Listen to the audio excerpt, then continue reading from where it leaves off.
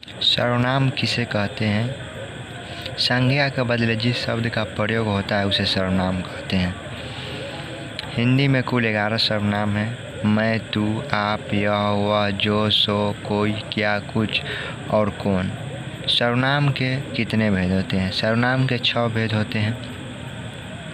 पुरुषवाचक सर्वनाम, निश्चयवाचक सर्वनाम, अनिश्चयवाचक सर्वनाम, संबंधवाचक सर्वनाम, निजवाचक सर्वनाम और प्रश्नवाचक सर्वनाम।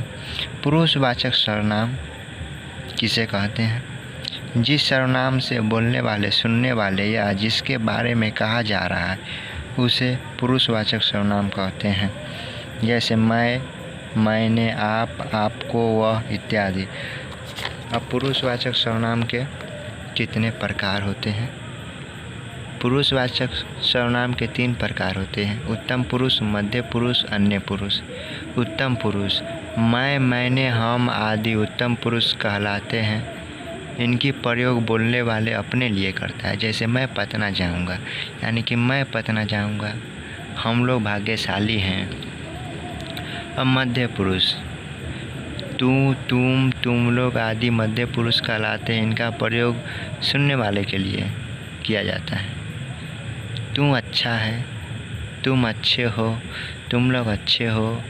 अन्य पुरुष वह, वे, उसका आदि अन्य पुरुष कहलाते हैं। बोलने वाले दूसरों के लिए इसका प्रयोग करता है। जैसे वह उजला है, उसके 2 पैर हैं, वे लोग अच्छे हैं, यानी कि बोलने वाले किसी दूसरे के बारे में, तीसरे के बारे में बात कर रहा है कि वह अच्छा है, उसके 2 पैर हैं। अब निश्चयवाचक सर्वनाम क्या है? यह, ए, ओ और वे निश्चयवाचक सर्वनाम है। यह और ये से निकट का बोध होता है, लेकिन वह और वे से दूर का बोध होता है। जैसे में यह कलम है, यह कलमे हैं। अब देख लीजिए, वह कलम है और वे कलमे हैं। अब देखिए, यह कलम है, यानी कि पास में कलम है तब लोग बोल रहे हैं यह कलम है। ये कलमे हैं और वह कलम है, यानी कि दूर का बोध हो रहा है, वे कलमे हैं। अनिश्चयवाचक सर्वनाम कुछ और कोई अनिश्चयवाचक सर्वनाम कहलाते हैं। इनसे व्यक्ति या वस्तु को अनिश्चित का बोध होता है, यानी कि अनिश्चित का बोध होता है, निश्चित नहीं है। कुछ खो गया, यानी कि कुछ खो गया, यानी कि उसका कोई पता नहीं, कलम, कॉपी, किताब क्या खो गया, कुछ खो गया। दूसरा है कोई आ रहा है, यानी कोई आ रहा है, कोई भी हो सकता है, उससे निश्चित का बोध नहीं, अनिश्चित का बोध होता है, उसे अनिश्चितवाचक सर्वनाम कहते हैं। अब संबंधवाचक सर्वनाम, सर्वनाम से सर्वनाम का संबंध जोड़ने वाला शब्द संबंधवाचक सर्वनाम कहलाता है। जो, सो, यानी संबंध का मतलब ही एक दूसरे से संबंध।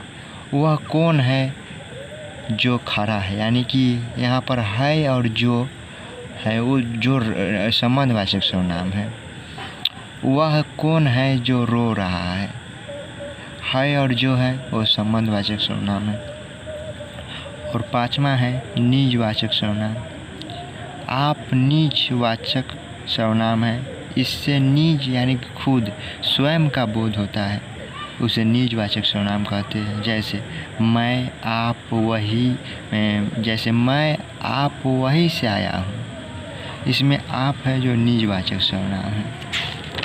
अब लास्ट है प्रश्नवाचक सर्वनाम। जिस सर्वनाम से प्रश्न का बोध होता है उसे प्रश्नवाचक सर्वनाम कहते हैं। प्रश्नवाचक मतलब प्रश्न पूछने का। जैसे देख लीजिए, तुम क्या कर रहे हो, यानी कि तुम क्या कर रहे हो, प्रश्न पूछ रहे हैं। तुम लोग कहाँ जा रहे हो, ये सब प्रश्न है। जिसे प्रश्न का बोझ हो उसे प्रश्नवाचक सर्वनाम कहते हैं। तो ऐसे ही वीडियो को पाने के लिए हमारे चैनल को सब्सक्राइब करें और बेल आइकन को दबाना नहीं भूलें। वीडियो अच्छा लगे तो लाइक कर दीजिए और शेयर कर लीजिए।